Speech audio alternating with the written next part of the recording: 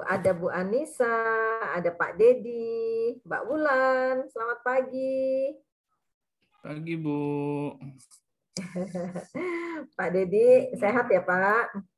Sehat, Bu. Alhamdulillah. Ya, kita bergabung lagi nih sebentar ya Pak. Ya, siap, Bu.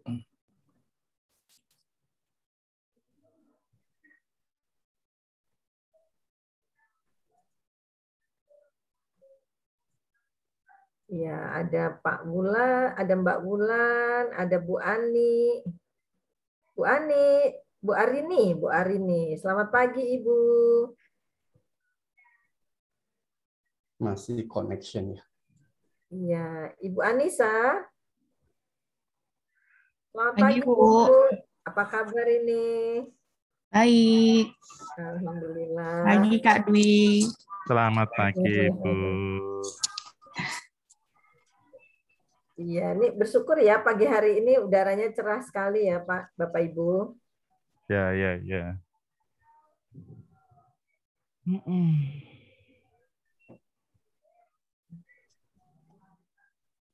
Oke. Hari ini jadwalnya kita sampai jam 5 ya Pak Niki. Kita Iya, semua benar. yang sudah kita Jam 5. agendakan. Ya, Kalau siap. sesi terakhir mungkin agak fleksibel ya. Kalau sesi yang di tengah-tengah ini kita harus ketat jamnya. Kalau nggak nanti yang lain ikut kegeser. Ikut kegeser. Jadi yang terakhir kita fleksibel ya. Iya.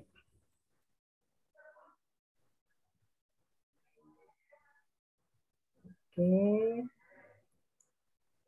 Ya, sambil ngobrol ini Pak. Kita mungkin Pak Miki nih 1 menit saja boleh sharing overview Pak. Visi misi HR Wiki ini gimana kira-kira Pak ke depan? Oke. Jadi saya sebenarnya di deskripsi udah ada ya, di deskripsi kalau di grup tinggal buka di description itu ada ya, ada ringkasan untuk historical dari HR Wiki ya. Tapi di sini saya jelaskan dikit. Jadi HR Wiki ini terbentuk itu dari berapa orang ya. Jadi pas saat COVID ya Maret, jadi kita April. Kita pada bingung mau ada kegiatan apa ya. Sementara ini semua company lagi bingung ya. Udah nggak bisa kerja di perusahaan, jadi mau gimana. Jadi kita kebetulan yang berapa orang ini kan kita agak senior ya. Rata-rata pengalaman kerja udah 20 tahun. Jadi kita dengan niat mau berbagi ilmu ya ke teman-teman ya, dengan niat. Makanya waktu pertama kali semua materi, semua sesi itu kita gratis ya. Jadi kita udah siapkan materi segala macam termasuk online itu semua gratis. Tapi dengan berkembangnya member, yang daftar itu awal-awal sesinya itu pasti full ya, rata-rata di berapa ratus kan. Tapi karena kita ada keterbatasan di Zoom, kan maksimal 100. Jadi kita terpaksa dari 200 lebih itu kita pilih ya, pilih 100 orang yang bisa ikut ya. Biasanya kita lebih 10-20 orang. Tapi ternyata dengan berjalannya waktu dan berjalannya sesi itu banyak nggak ikut ya, banyak yang ambil materi habis ini nggak ikut ya. Jadi ada berapa trainer lah ya, ada berapa pembicara kita yang mulai udah ada yang memang profesi mereka sebagai trainer, mereka merasa itu kurang menghargai ya. Kita udah siapkan waktu dan kita udah sediakan tenaga untuk membuat materi dengan saya rasa cukup bagus ya dari awal, semua itu memang profesional dalam pembuatannya. Jadi akhirnya kita meeting, kita tentukan berarti ya udah kalau gitu karena supaya dihargai kita ada istilah kontribusi. Awalnya kita terapkan istilah kontribusi. Jadi untuk bayar sertifikat dan materi itu 20.000 semua materi ya. Nah, dengan berkembangnya waktu dan membernya kita waktu itu berkembang udah 3.000, jadi udah banyak pembicara berprofesi sebagai trainer ya. Jadi mereka bilang kalau bisa yang berbayar ya, karena profesi saya sebagai trainer. Jadi kita muncullah itu model investasi ya. Jadi investasi kita sesuai dengan materi ya. Tapi biasanya saya tetap untuk HR seperti visi misi awal ya. Kita itu untuk sharing ya. Jadi saya tetap sampaikan ke pembicara itu kita usahakan harganya di bawah 100 ya. Meskipun saya tahu ada beberapa pembicara kita udah di atas 200 300 ya. Tapi ternyata alhamdulillah ya mereka mau juga. Jadi sampai sekarang makanya kita sekarang banyak program investasi gitu ya. Nah, jadi sekarang kalau lihat historinya memang member kita sekarang udah 5.000 lebih ya, 5.000 Oh, keren. 70% itu praktis HRD ya. Jadi pendidikan boleh dikatakan sekarang kurang lebih 20%, sisanya itu bidang lain ya. Nah, jadi saya lihat cukup memang dengan sesi investasi berbayar itu memang jadi pesertanya berkurang ya, mungkin karena waktu atau apa. Tapi yang jelas kita dari beberapa pembicara merasa lebih dihargai ya. Jadi kita di sini seperti konsep awal kita bukan menjual program ya. Kalau soal jual itu saya yakin dengan materi ya, dengan contoh lah bonus ibu saya udah lebih dari harga yang diinvestkan di sini. Jadi tujuan kita membagi ilmu dan memotivasi. Kenapa saya suka kasih banyak e-book ya. Jadi tujuan supaya pada mau belajar ya. Karena dengan sesi webinar cuma 1-2 jam itu nggak bisa dapat banyak. Itu paling cuma cover ya, cuma pengantar menurut saya ya. Jadi kita harus banyak belajar. Nah, itu kita bisa dapat ilmunya. Ya, mungkin kurang lebih begitu, Bu. Saya udah pakai 5 menit ya. Ya. Iya, baik. Terima kasih Pak Miki. Kalau anggota kita 5.000 nih Pak, konstituen ya. Kita udah bisa bikin partai ini Pak. Iya. Partai ini. Ya, bisa aja Ibu ini. Baik, terima kasih. Kita bisa mulai, Bu. Ya, baik, terima kasih Pak Miki dan kawan-kawan sekalian, Bapak Ibu yang budiman. Sebelumnya izinkan kami penyelenggara untuk menyampaikan selamat pagi, selamat berbahagia di hari yang cerah ini. Kita masih bisa bersama ya, sama-sama ingin belajar mencari ilmu dalam hari kedua HR Conference yang diselenggarakan oleh komunitas HR Wiki. Nah, pagi hari ini sampai sore ada 5 materi yang akan kita kaji bersama, ya kita obrolkan bersama, yaitu yang pertama pentingnya kompetensi bagi industri dan praktisi HR, nanti akan disampaikan oleh Bapak Dwi Ahad Wahyudi.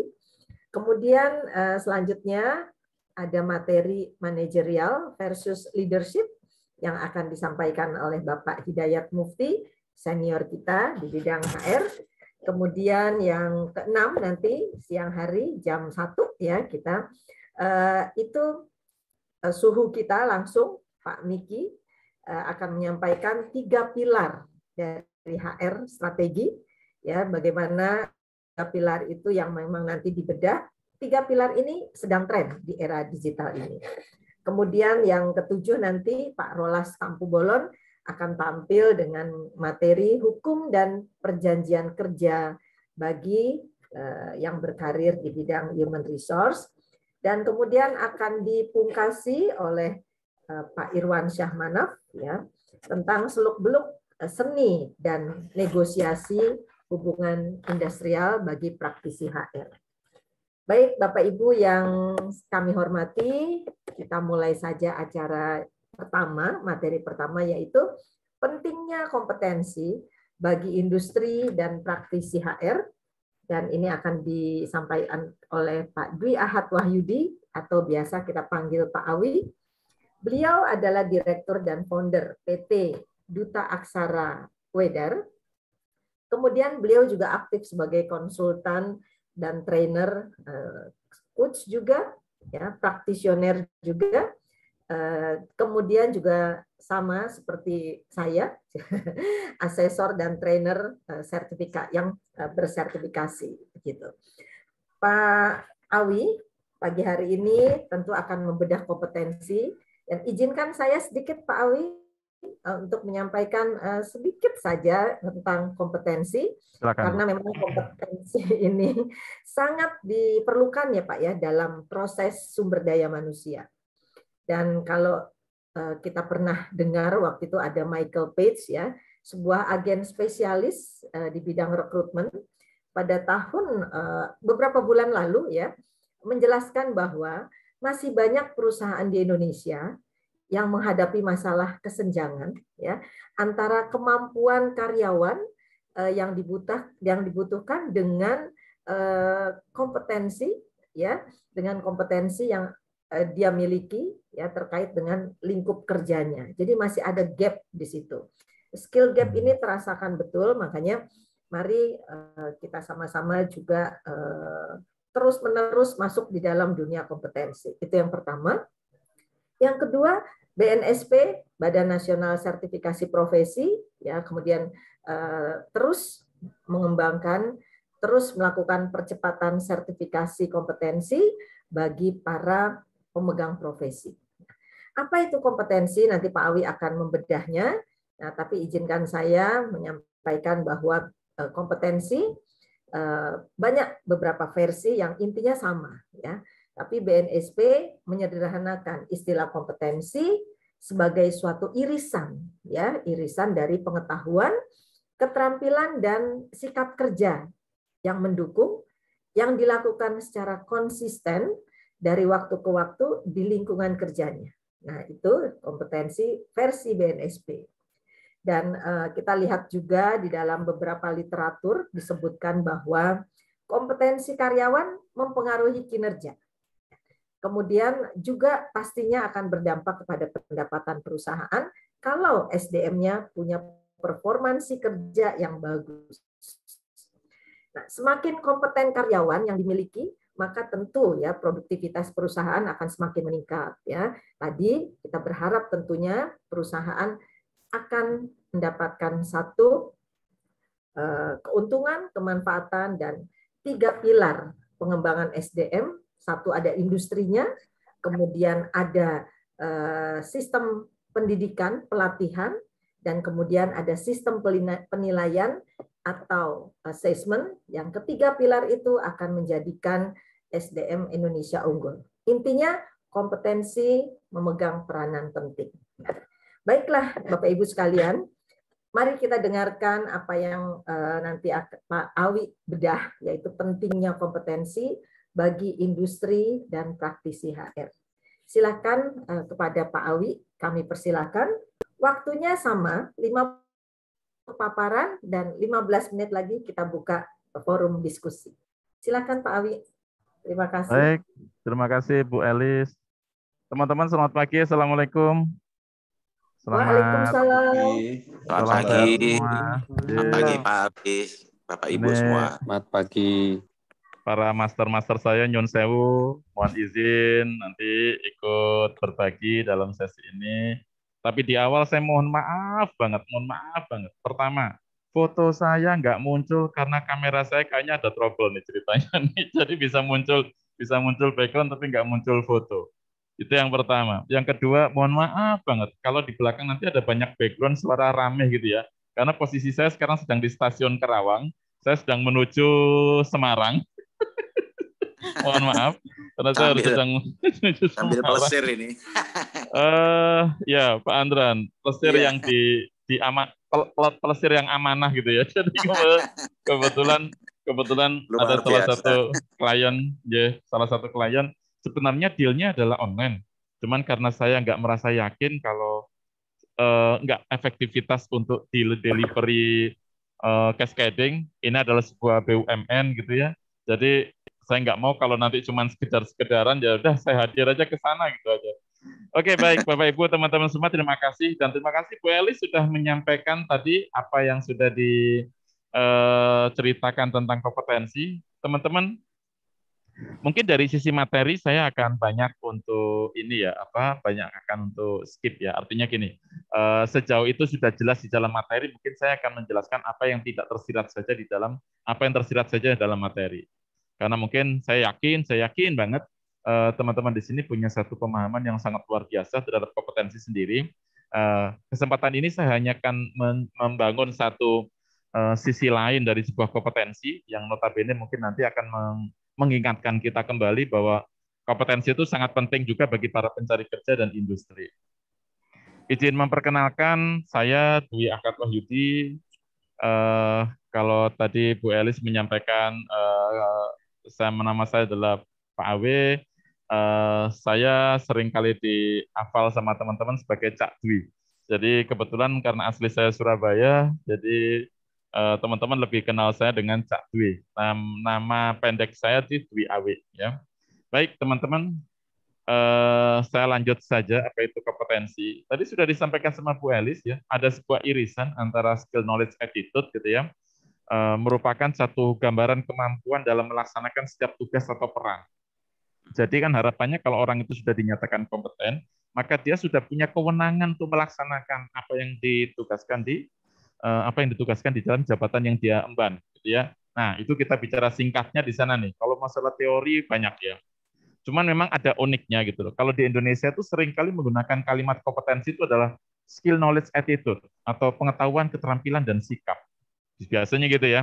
Kalau di Indonesia kan biasanya mereka bicaranya adalah pengetahuan, keterampilan dan sikap. Padahal kalau saya belajar dari kompetensi versi Australia, versi Jerman, versi Amerika, selalu yang nomor satu itu sebenarnya adalah attitude. Attitude, skill, knowledge. Bahkan kalau kita bicara versi Australia ada attitude, skill, knowledge, ASCERA, experience, responsibility, sama accountability. Ya, itu yang dibangun di versi Australia. Ya. Nah, teman-teman, di kesempatan ini saya ingin memahamkan lebih dalam bahwa sebenarnya kalau kita bicara kompetensi, maka yang dikedepankan itu adalah attitude. Ya, yang dikedepankan adalah attitude. Nah, ini yang mungkin akan kita jadikan sebagai satu acuan dalam diskusi hari ini. Teman-teman, definisi kompetensi tadi sudah kita jelaskan secara singkat ya. Jadi saya pikir ini juga sudah cukup menjelaskan apa yang dimaksud dengan kompetensi. Tipe-tipe kompetensi ada 3, teman-teman. Kalau kita bicara ada 2 sih sebenarnya. Kalau kita bicara kompetensi itu lebih kepada generik ya, kompetensi inti dan kompetensi manajerial. Ya, itu sebagai kompetensi perilaku. Kemudian ada lagi namanya kompetensi teknis atau fungsional. Ya.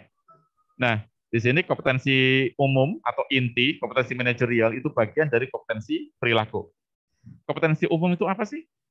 Kompetensi yang dimiliki oleh semua orang yang ada di dalam organisasi. Mau itu dia level paling bawah, mau dia level paling atas, maka kompetensi inti itu kompetensi yang dimiliki oleh seluruhnya. Gitu. Nah, sedangkan kompetensi manajerial, mereka yang punya anak buah, mereka yang membawai orang, mereka yang membawai tim, maka mereka wajib punya yang namanya kompetensi manajerial. Kalau teknis, berbasis job, berbasis pekerjaan mereka. Nah, oke, teman-teman. Kompetensi dibutuhkan di dunia kerja. Saya yakin. Ini kalau kita mau sedikit ngobrol nih, saya mau sedikit diskusi. Mungkin dengan Bu Emi. Nah, Bu Emi izin bertanya nih, Bu Emi. Kita ngobrol sebentar nih, Bu Emi. Apa yang paling sulit buat kita untuk merekrut orang?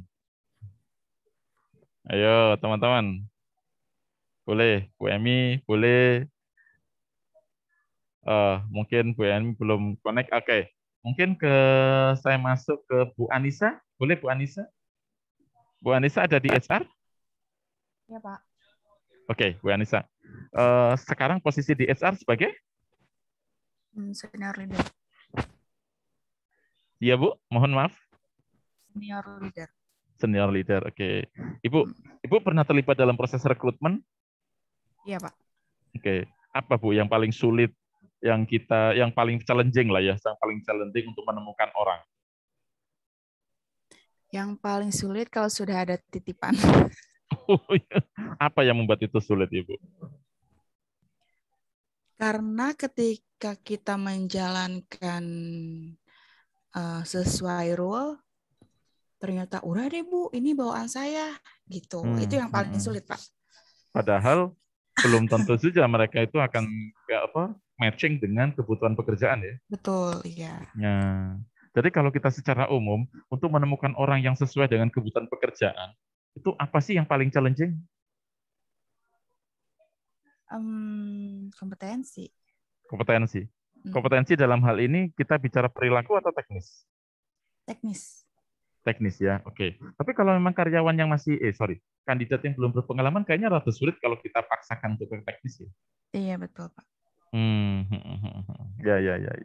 Oke, baik ya. Nah, mungkin masing-masing para praktisi HR akan rada lebih punya challenging yang berbeda-beda gitu ya. Oke. Tapi secara umum yang mesti kita harus samakan, itu adalah perilaku atau kompetensi intinya dia. Itu yang harus disamakan dulu. Kira-kira kandidat ini memiliki nggak sih peluang untuk dia bisa in charge, bisa join dengan organisasi kita. Nah, itu di perilaku. Nah, teman-teman, hari ini kita akan banyak fokus di sana karena pada dasarnya kalau kita para praktisi itu cenderung kita akan punya chemistry yang cukup bagus ketika sedang bekerja dengan orang lain ketika value-nya sama, gitu ya. Ya, seperti itu. Ya, oke. Teman-teman, sejauh mana kompetensi bisa dikembangkan? Nah, karena kompetensi merepresentasikan dimensi kerja yang penting bagi diri seseorang, gitu ya, otomatis ya orang bilang, memang kompetensi inti itu bisa ya, Cak, kalau misalnya harus kita incas dengan internal. Kalau dia ada sesuatu yang misalnya masih belum pas, bisa nggak sih kita improve? Nah, teman-teman, nanti kita akan bicara di sana. Ini salah satu contoh gitu ya, ketika kita bicara standar kompetensi, selalu yang ada di dalam lamaran pekerjaan, yang akan muncul itu lebih banyak apa? Lebih banyak kompetensi-kompetensi perilaku ya. Contoh, misalnya di sini energik, dinamis, kreatif, suka tantangan, ya, punya minat yang besar di jurnalisme. Nah, kalau punya minat yang besar di jurnalisme ini, mungkin rata-rata nyerempet ke kompetensi teknisnya dia, gitu ya. Kemudian kalau sekali ini akun eksekutif, dia harus bisa bersedia bekerja dengan target dan bekerja dalam tim, artinya teamwork-nya juga harus mampu, gitu ya. Nah, ini kadang-kadang ini yang menjadi concern yang dari para praktisi HR untuk bisa dapetin orang yang sesuai dengan kebutuhan pekerjaan. Nah, jadi sebenarnya kalau kita bicara di periode tahun 2020 up gitu ya, maka berdasarkan penelitian memang ada banyak hal yang sekarang lagi dituntut seseorang itu untuk bisa tune in di dalam satu organisasi. Contoh, achievement to work, ya, atau concern for order, atau inisiatif, atau information seeking, punya keingintahuan, atau empati, interpersonal understanding, atau berorientasi kepada pelanggan. Nah, ini adalah perilaku-perilaku dasar yang semestinya harus dibangun, harus dimiliki oleh para karyawan ketika dia akan masuk ke dunia kerja. Nah, teman-teman, kalau kita bicara dari mana perusahaan tahu kompetensinya, pertama dari CV. Ya, pertama dari CV dulu, kemudian dari wawancara, gitu ya. Kemudian ada tes-tes yang lain, termasuk ada namanya tes psikologi ataupun personality test. Supaya tahu kompetensinya dia. Oke. Nah, atau sekarang muncul lagi nih ceritanya, referensi dari sosial media. Oh, itu sekarang sudah menjadi satu kebutuhan gitu ya. Kalau kita ingin cari orang, lihat itu sosmednya. Ngomongin apa sih dia? Suka protes kah? Suka suka sedih-sedian kah? Atau apa gitu ya. Nah, itu menjadi satu tantangan. Ketika kita melihat, oh ternyata dia tuh ngobrolnya nggak jelas ya. Ngobrolnya tuh hal-hal yang nggak penting. Ini kira-kira kalau masuk ke tempat kerja, dia pasti juga akan ngobrol dengan hal-hal yang nggak penting. Nah, itu pun juga bisa menjadi satu acuan juga, satu referensi untuk kita ngambil orang. Gitu ya. Oke, teman-teman. Nah, di sini saya mencoba untuk membuat yang namanya personality profiling. Ada namanya DISC, ada juga namanya +32. Gitu ya. Kalau DISC mungkin teman-teman sudah paham gitu ya. Ada banyak teori, ada banyak konsep, acara, tools, bahkan yang tools yang free pun juga banyak ya DISC, di mana ada dominance, influence, steadiness, sama conscientiousness. Cuman kalau +32 atau +32 itu dibagi menjadi 4, ya, yaitu leader, networker, thinker, dan supporter. Nah, ini kalau kita bicara DISC, orang akan punya kecenderungan, ya, orang akan punya kecenderungan, influence, dominance, steadiness, ya, dengan conscientiousness. Nah, saya cenderungnya di steadiness. Saya tinggi. Jadi comply dengan aturan main, comply dengan apa yang sudah distandarkan itu sangat tinggi, sangat tinggi. Ya, jadi S saya lumayan, D saya rendah, cenderung permisif gitu ya. Nah, ketika saya jadi orang sales, saya nggak bisa jadi orang sales gitu loh, karena D saya rendah gitu ya. Influence saya juga nggak setinggi steadiness saya gitu kan. Nah, ini yang jadi. Nah, di dalam menanggapi atau melihat satu concern yang di sini, ya, maka kita akan tahu sejauh mana perusahaan bisa menerima orang atau mengetahui bahwa dia akan cocok dengan organisasi kita atau dengan jabatan. Itu dari DISC, teman-teman. Bagaimana dengan personality profile? Saya ada namanya plus32 ya. Jadi kalau teman-teman ingin pengetahuinya, itu ada www.plus32.com. Nah, itu juga akan bisa menunjukkan personality profiling. Nah, di sini personality profiling kita terbagi 4, yaitu leader, networker, kemudian thinker, dan supporter. Di mana leader, ini drive-nya cukup tinggi, ya, daya dorongnya cukup tinggi, instruksional gitu ya, bahkan dia sok ngatur, ya, kecenderungannya gitu. Sedangkan networker itu lebih kepada dia punya proses atau punya passion untuk bekerja dengan banyak orang, energik, suka berinteraksi gitu ya. Oke. Nah, siap. Kayaknya baru sekarang deh teman-teman ada acara online dan background-nya adalah suara kereta. Semoga masih tetap in ya, teman-teman ya, mohon maaf. Nah, di sini kalau kita bicara leader, networker, thinker, dan supporter. Nah, ya ini salah satu klasifikasi. Kalau nggak salah pada saat tahun 2014-2013-an lah ya, saya sempat nanya langsung ke www.plus32.com. Harganya berapa? 25 US dollar kalau kita mau ngetes di sana.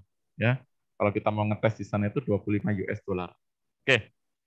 Nah, di dalam plus 32 itu nanti kita bisa ngukur, teman-teman.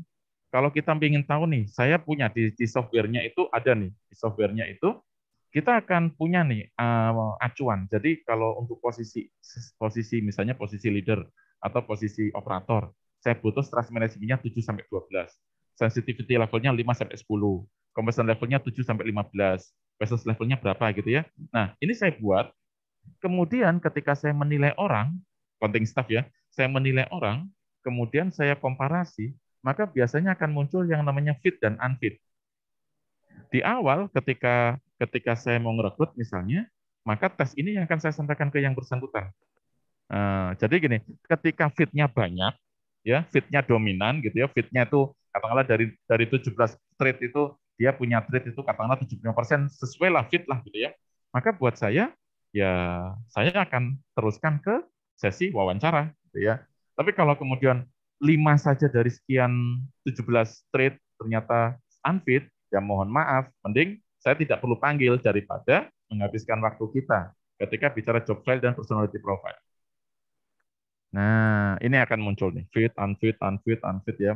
Saya pernah melakukan satu tes, diminta tolong sama rekan gitu ya. Jadi dia punya analitiknya rendah, 1, detailnya rendah, 1, decision making-nya tinggi, 15. Dia dicari untuk posisi operator. Saya bilang, Pak, yang dari 3 ini 2 lanjut interview, yang 1 nggak usah. Kenapa? Saya melihat analitik rendah, detail rendah, decision making-nya cepat. Padahal dia nanti pegang mesin.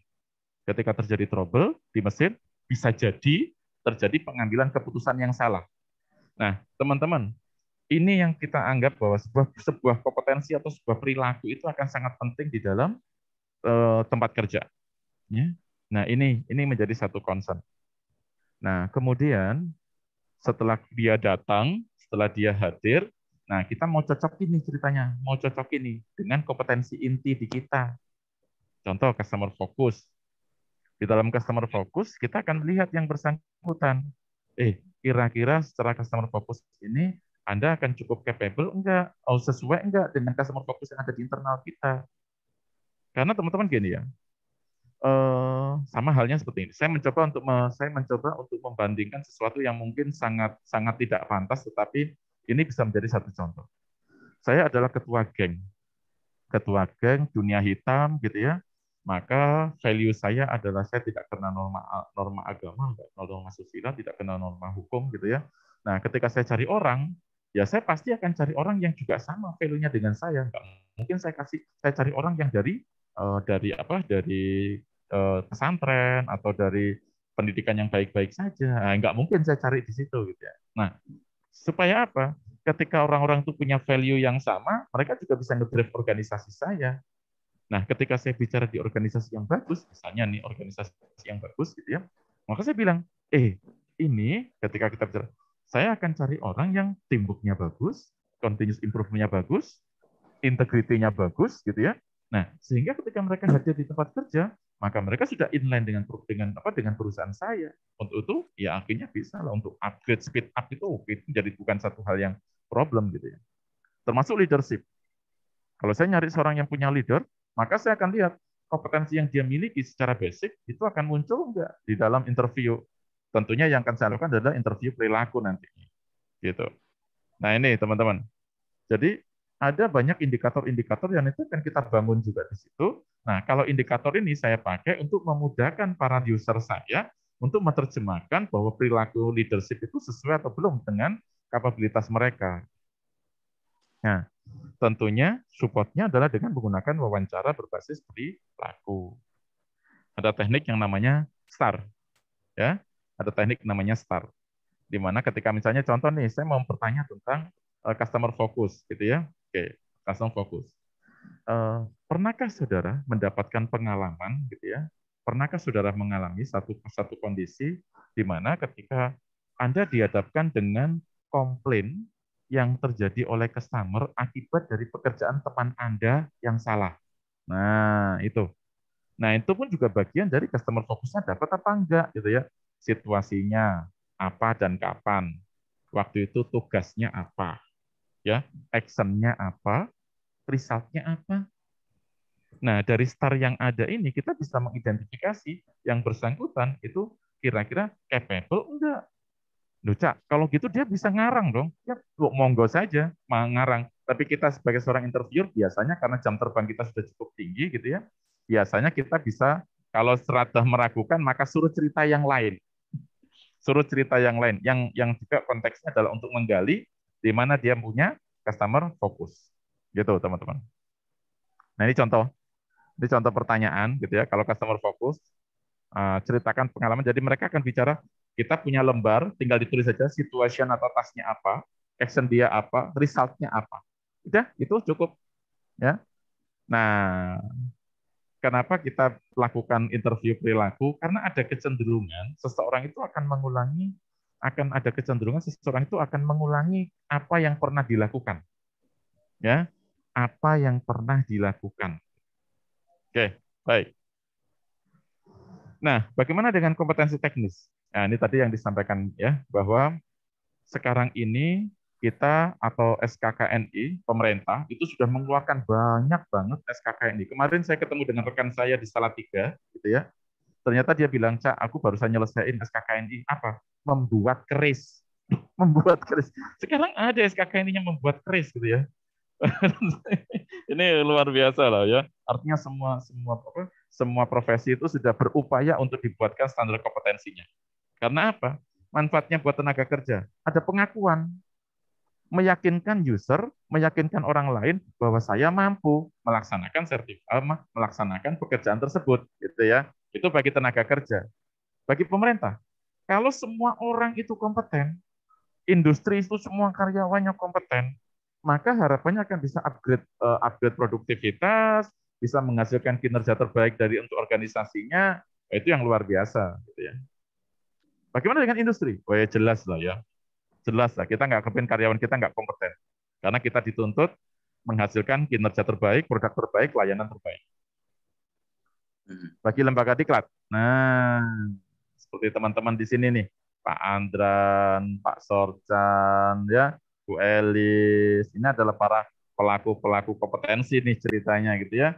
Akhirnya apa yang distandarkan oleh SKKNI, apa yang distandarkan oleh SK3, standar kompetensi kerja khusus, itu yang dijadikan sebagai materi ajar, materi pembelajaran, termasuk juga kampus, universitas juga punya materi ajar, supaya mereka ketika diuji sertifikat kompetensi berbasis BNSP atau berbasis standar kompetensi kerja, maka mereka bisa dinyatakan kompeten. Teman-teman, ya, ada link and match di sana.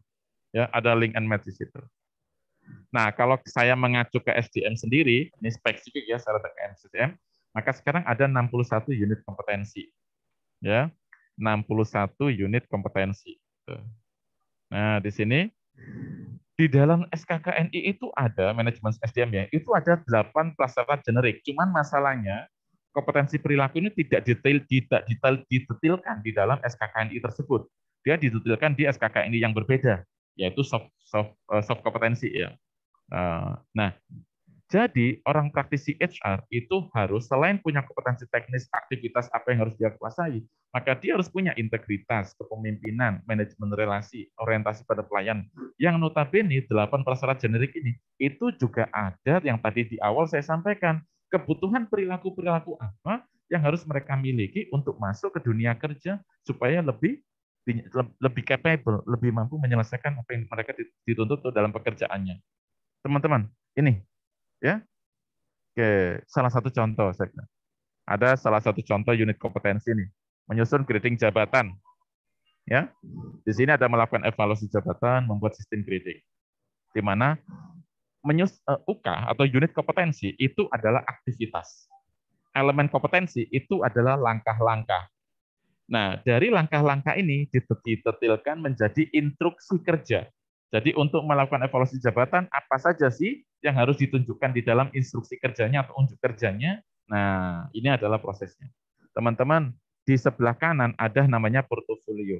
Di dalam proses asesmen nantinya, dalam proses asesmen, maka ini loh portofolio yang dibutuhkan untuk bisa melakukan evaluasi jabatan, gitu ya. Nah, ini yang nanti akan ditunjukkan kepada asesor, supaya asesor yakin bahwa Anda dinyatakan mampu untuk melaksanakan proses atau menguasai dengan unit kompetensinya. Teman-teman, nah itu sekilas tentang kompetensi, pentingnya kompetensi antara harus kita miliki, persiapan terhadap mereka-mereka yang mungkin masuk dalam dunia kerja, ataupun yang sudah di dalam pekerjaan sendiri, ya, supaya di awal pun kita sudah punya bahasa yang sama, apa sih sebenarnya yang dibutuhkan. Oke, demikian kalau dari sisi paparan saya. Monggo silakan Bu Elis dikawal. Ya, baik. Terima kasih Cak Alwi. Jadi kita panggilnya Cak Alwi aja ya. Siap. Cak Dwi Awi ya. Cak, oke. Menarik Cak terkait dengan kompetensi ya yang sangat krusial ya bagi perusahaan gitu ya. Nah, teman-teman tadi sudah melihat paparannya, mendengar ya bahwa sebetulnya kalau mau dielaborasi kompetensi itu ada 3 ya. Ada kompetensi umum, kemudian ada kompetensi manajerial, ada kompetensi teknis ya. Nah, kalau kita lihat dari yang slide terakhir yang Cak sampaikan itu, ada beberapa yang memang lebih spesifik ke arah soft skill kompetensi. Yes, ya. betul Bu Elis. Atau biasa kita sebut juga kalau versi Australia namanya employability skill gitu kan. Yes. Nah, gimana sih nanti saya boleh ya tanya dulu sebelum ini leverage aja buat teman-teman yang lain gitu ya. Pastinya teman-teman sudah ada catatan ingin bertanya ke Cak Alwi nanti ya.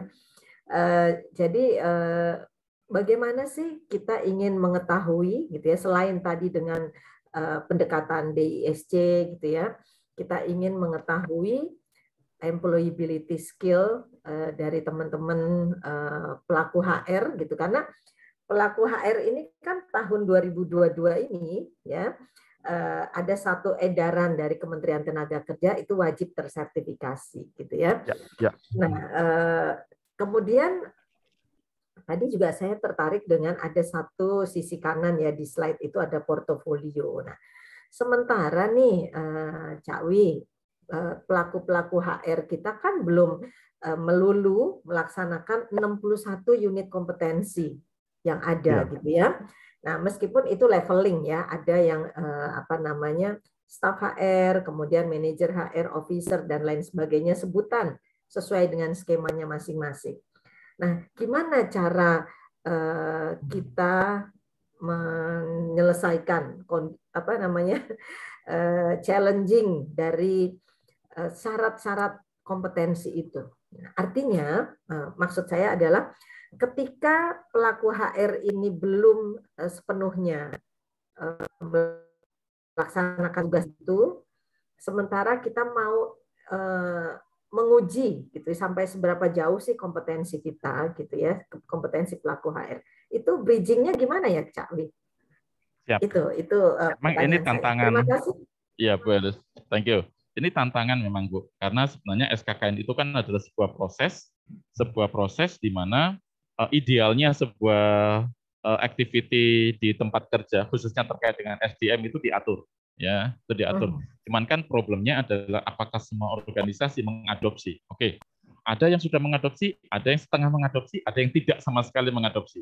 Apalagi kampus tentunya juga belum tahu itu ya apa yang kemudian dipersyaratkan. Nah, alhamdulillahnya kemarin teman-teman di 8 LSP itu sudah menyusun skema bersama tentang MSDM ini. Alhamdulillahnya saya juga menjadi bagian dari penyusun materi uji, instrumen asesmennya. Nah, kita sudah di dalam skema sudah diatur, yang kita wakili apa? Mereka yang sudah berpengalaman atau mereka yang belum berpengalaman. Nah, itu kita siapkan materi ujinya. Jadi kalau misalnya mereka yang berpengalaman, ya berarti mereka masuknya ke portofolio, sedangkan kalau yang tidak berpengalaman atau belum berpengalaman, mereka akan melakukan demonstrasi. Di mana kedua-duanya ini alangkah bagus kalau akan menjalani sebuah proses pembelajaran terlebih dahulu, pengawalan di sertifikasi tersebut. Gitu. Nah, di dalam pengawalan sertifikasi tersebut, bagi misalnya nih tempat saya sudah melakukan talent management, tapi ternyata kok belum memenuhi ya semua yang sudah diatur di dalam talent management tersebut sesuai dengan SKKNI, maka ada dokumen-dokumen yang mungkin akan disimulasikan. Tentunya proses simulasi itu kan buat asesor adalah selama itu bisa dipertanggungjawabkan dan mungkin asesor akan menganggap bahwa itulah sebuah aktivitas kerja. Gitu. Nah, mereka-mereka yang belum berpengalaman, contoh dosen yang tidak incas di dalam pekerjaan ataupun jika di mahasiswa-mahasiswa yang ingin mendapatkan sertifikasi sebagai staf SDM, maka yang mereka lakukan apa? Simulasi, mereka diajarin dulu cara sorry.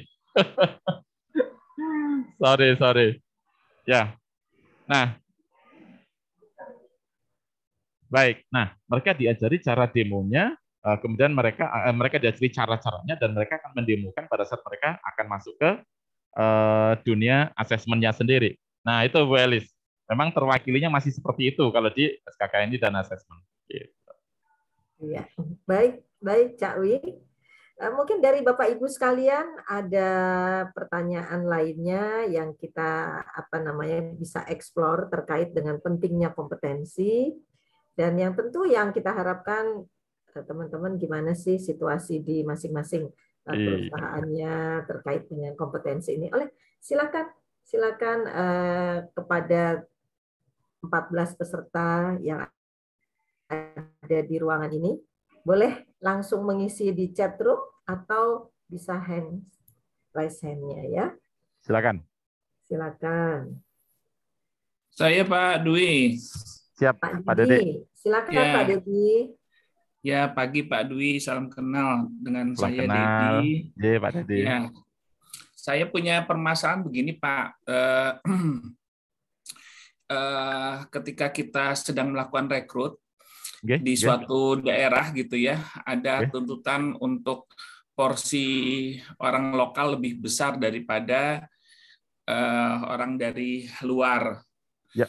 Nah, memang yang menjadi tantangan kita ini adalah bahwa kompetensi yang dituntut oleh perusahaan itu tidak bisa terpenuhi.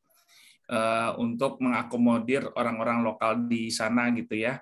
Siap. Nah, pertanyaan saya, seberapa besar kita bisa mentolerir gap yang muncul antara tuntutan kompetensi perusahaan dengan kompetensi yang ada di para pencari pelamar di daerah tersebut gitu Pak. Karena kami memang diminta 70-80% orang lokal. Satu sisi kita membutuhkan keahlian, tapi sisi lain juga yang ada hanya itu gitu ya. Ya. Bahkan kita pernah dari 100 yang ngelamar itu akhirnya malah cuma dapat 4, malah nggak ketemu gitu. Jadi dilematisnya di situ Pak. Kalau dipaksakan nanti nggak hasilnya sudah bisa kami prediksi, tapi kalau nggak mungkin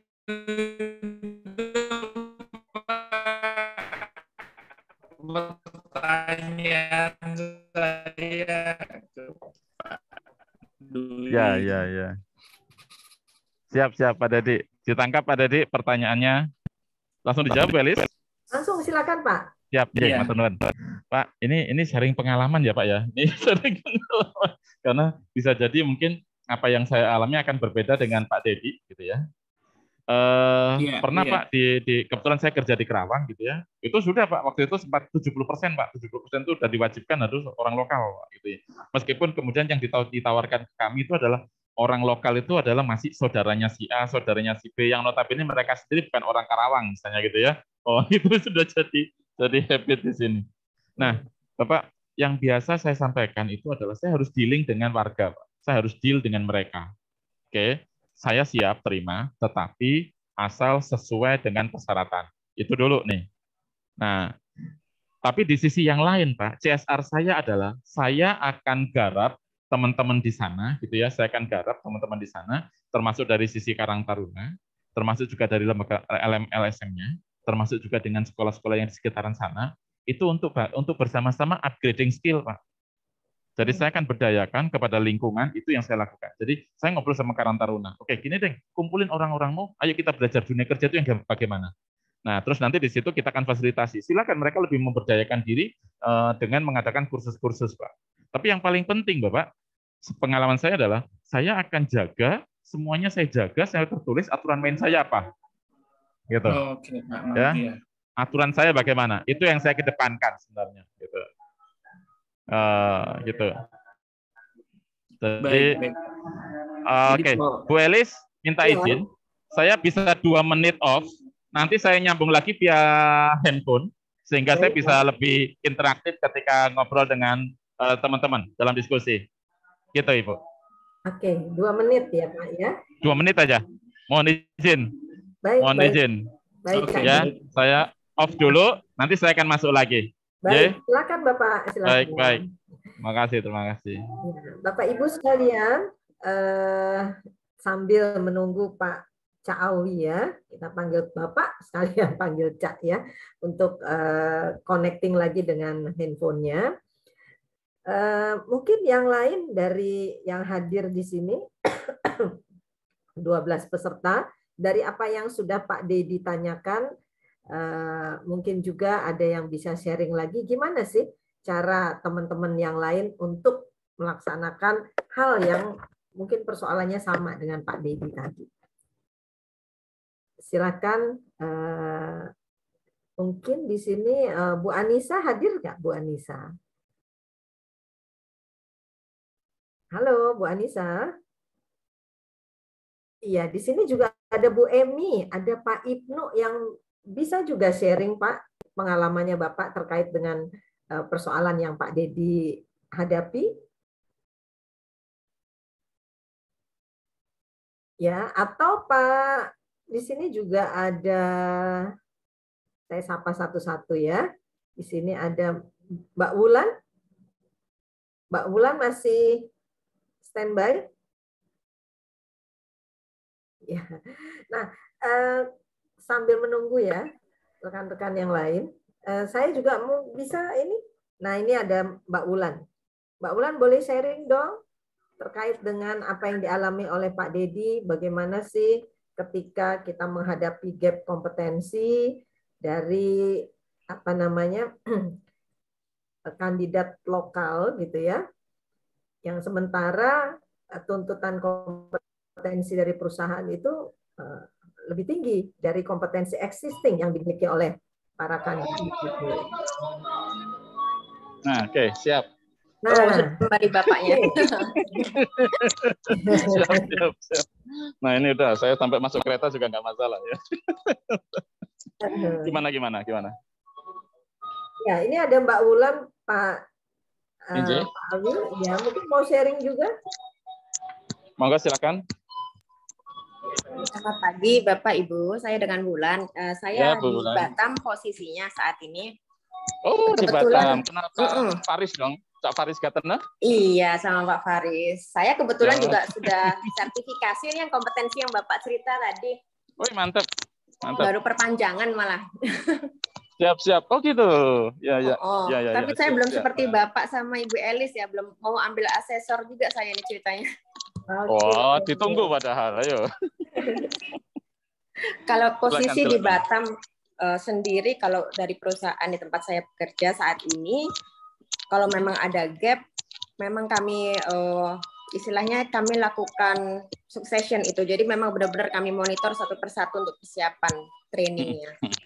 Gitu saja sih, benar-benar dimonitor. Dan di tempat kami memang bekerjanya dengan posisi satu orang harus serba bisa.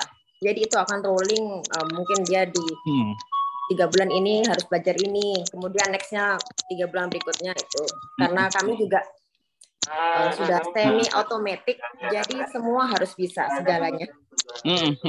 Luar biasa. Monggo Pak, lanjut.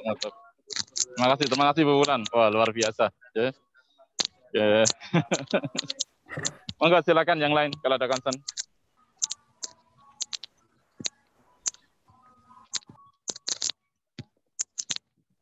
Ya, pada yang lainnya mungkin akan menambahkan apa yang disampaikan oleh Bu Wulan.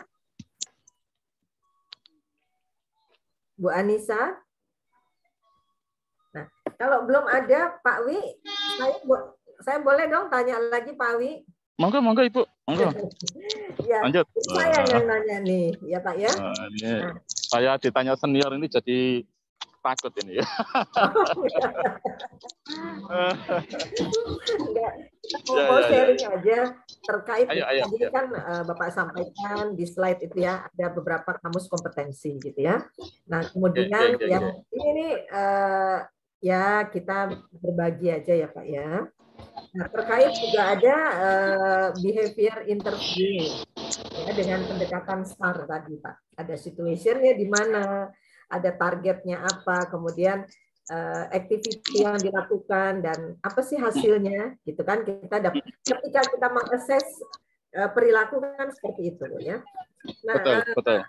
Boleh dong Bapak juga sharing bagaimana ketika Bapak dalam proses assessment ya, tentu ya, assessment di rekrutmen di perusahaan maupun kita assessment terhadap para pelaku HR sendiri.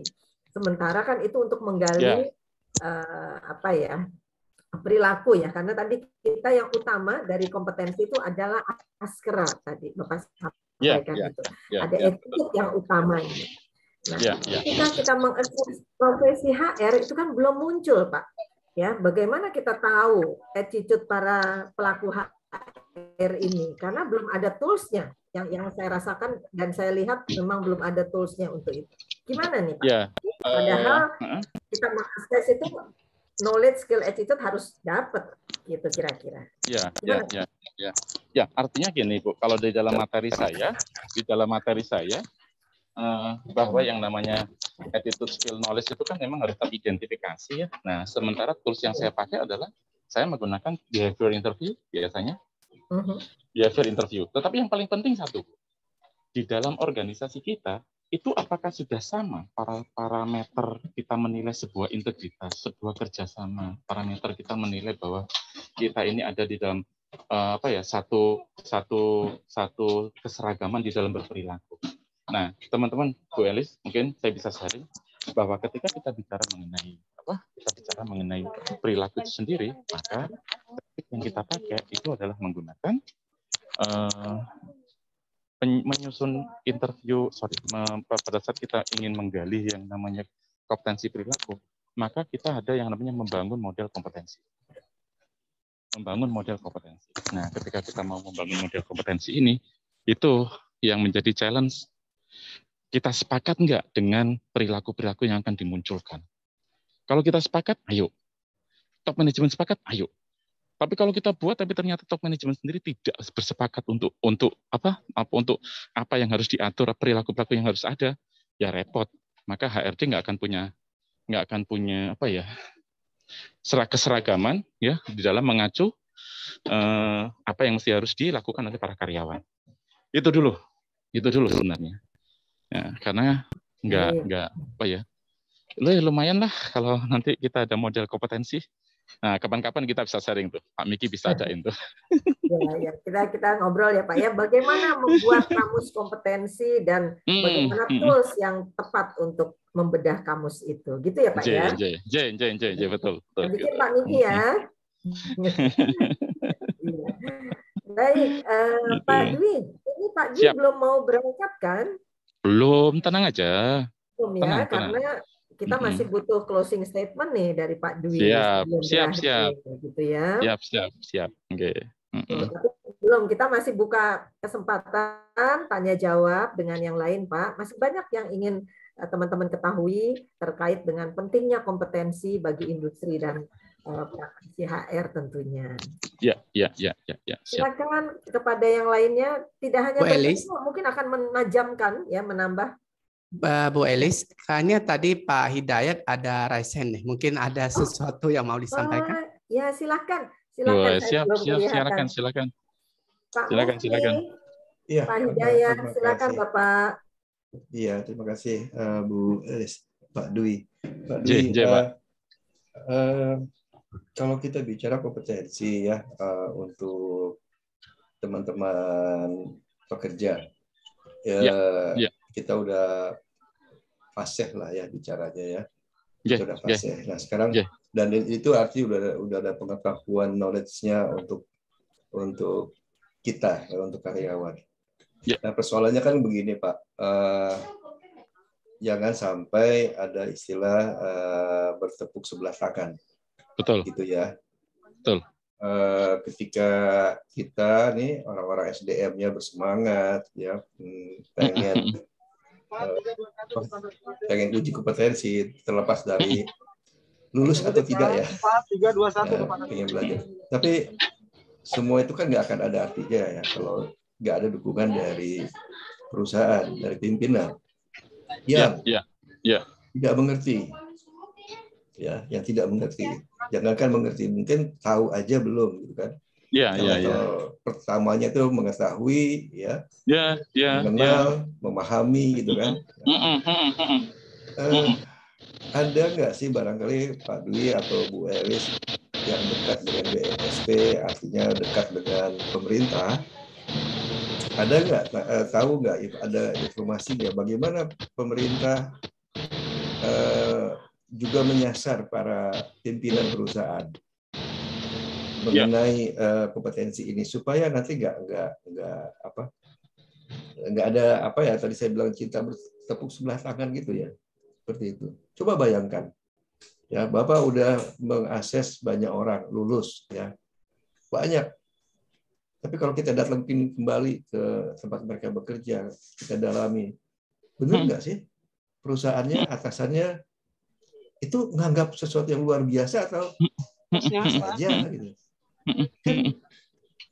Ya jangankan Bapak gitu ya sebagai asesor, saya rasanya juga kayaknya nelangsa banget, ini kasihan banget ya kayaknya orang udah berjuang gitu ya, kayaknya bukan kita pengen dihargai, tapi kita kan pengen pasti bahwa kita dengan ilmu kita udah berjuang kompeten.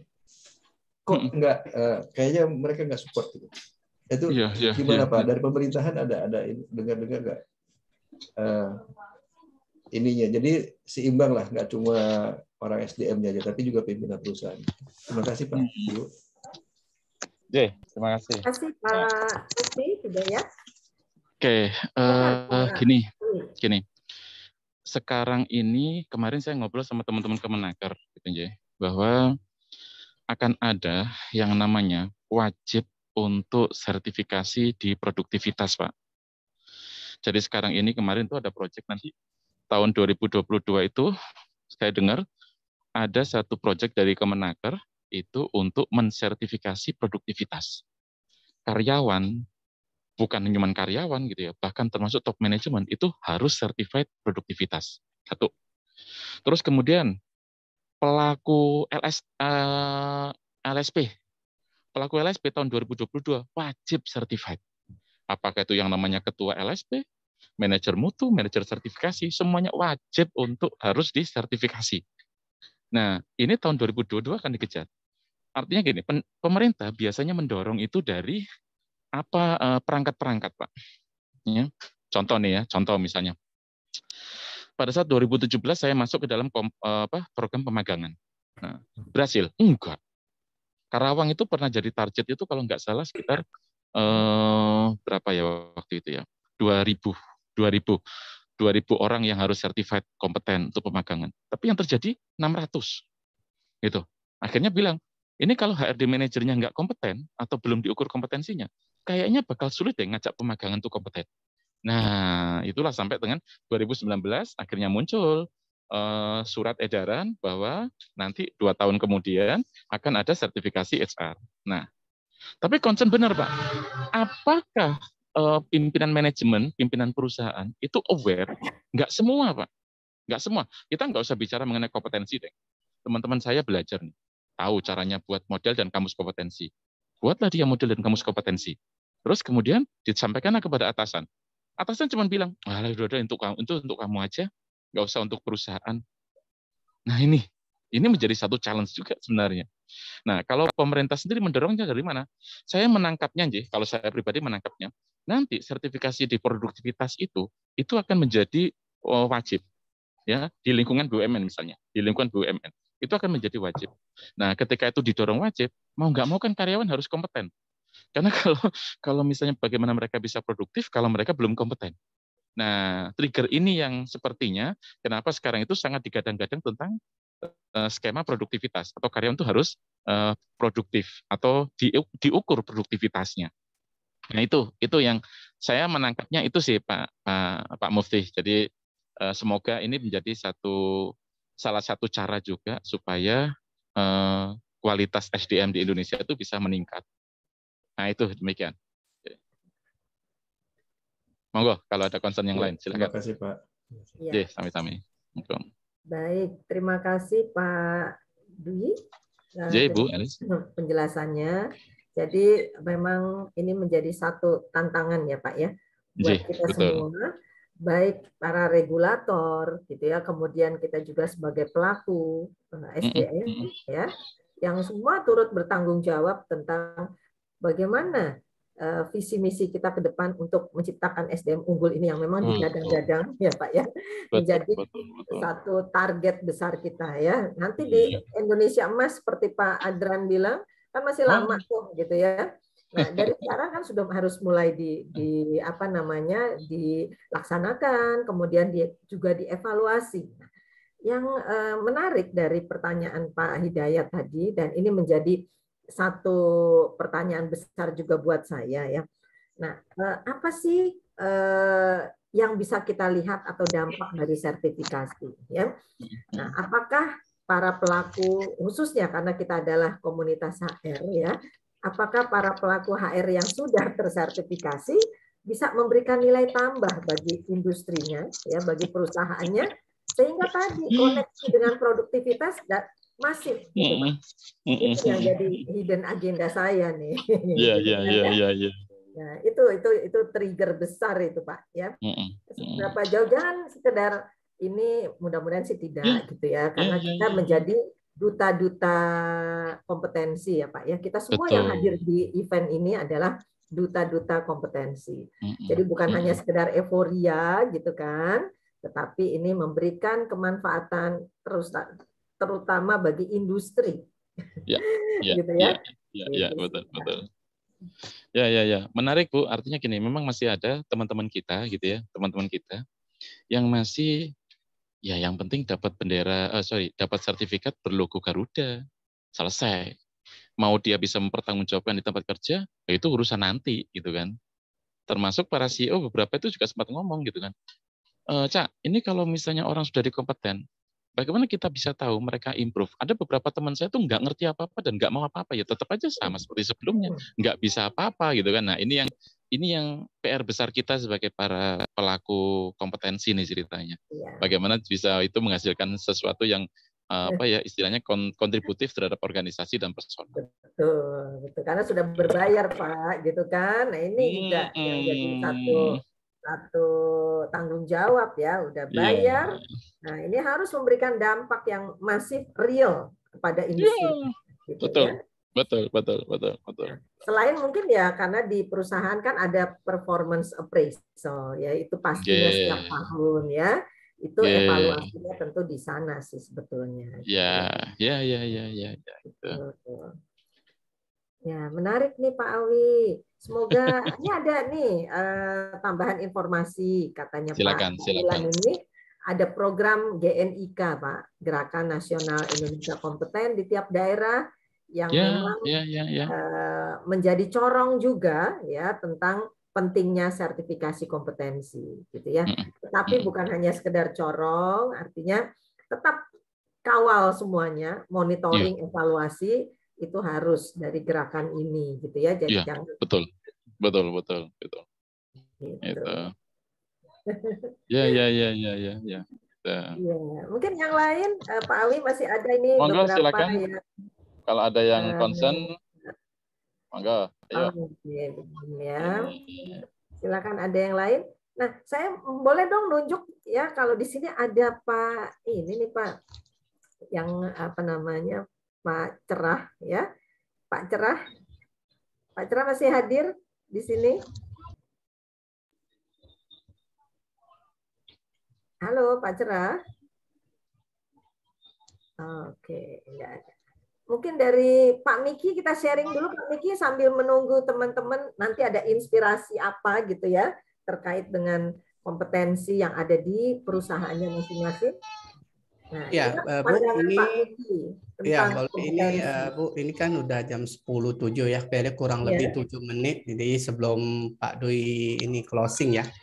Jadi begini Pak Dwi, ini termasuk member HR Wiki ya. Jadi terkait dengan sertifikasi, ini kemarin ada berapa orang itu dari QC, dari produksi, terus masuk HR, ujung-ujung pingin sertifikasi gitu. Jadi istilahnya menurut saya itu nggak perlu ya. Terus lagi tambah masalahnya kita kan di luar sekarang banyak sertifikasi ya tanda kutip bukan dari kementerian. Itu banyak sekali gelarnya ya.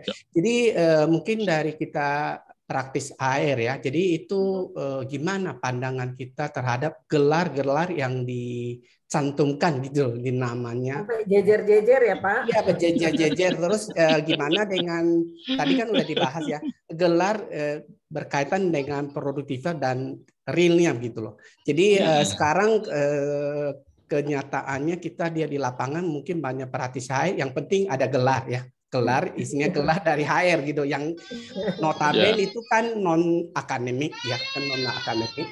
Jadi gimana pengaruh psikologis gitu loh. Kita misalnya orang HR ternyata misalnya orang yang nggak tahu misalnya kebetulan perusahaan itu yang rekrut contoh lah dari bos langsung ya. Dilihatnya gelar itu kan gelar semua HR semua. Ternyata dalam penerapannya nggak bisa. Itu saya pernah dengar termasuk yang dapat sertifikasi dari kementerian itu gelar panjang. Tapi satu kasus dia nggak bisa selesaikan ya, apalagi berkaitan dengan hubungan industri ya begitu. Gelarnya tuh semua Pak. Ya jadi itu membuat itu tanda kutip nama praktisi HR itu kayaknya tercemar gitu loh di level top management gitu Pak. Ya.